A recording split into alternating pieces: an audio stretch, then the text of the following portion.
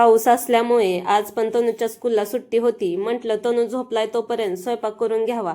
भेंडी भाजून घेतली, नंतर फोडणी देऊन भेंडी वापलाय ठेवून दिली आणि चपात्या बनवायला घेतल्या. चपात्या बनवते तोपर्यंत तनुष उठला. मग काय, माझ्या स्वयंपाकामध्ये तनूची पण लुडबुड चालू झाली ना.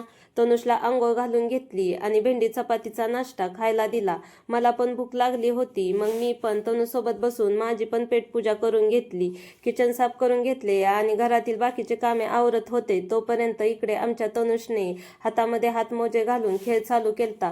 सुट्टी असली की तनुषचे असे काही ना काही खेळ चालूच असतात. आता खेळ खेळून झालता. मग तनुषला बसवले स्टडीला आणि स्टडी करायचा म्हटलं की तनुषला लागते भूक. मग तनुषला खायचा होता पेरू. मग दिला ना पेरू कट करून मीठ मसाला लावून त्याला खायला. बाहेर तर पाऊस चालूच आहे. 2 दिवस स्कूलला सुट्टी भेटल्यामुळे पोरांची तर मज्जाच चालू होती.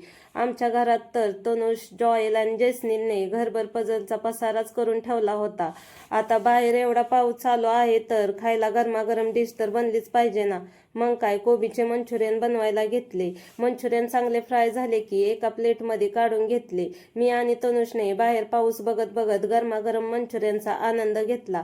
पाऊस चालू असला की गरमागरम डिश खाण्यासाठी तुम्ही पण बनवता का? कमेंट करून नक्की सांगा.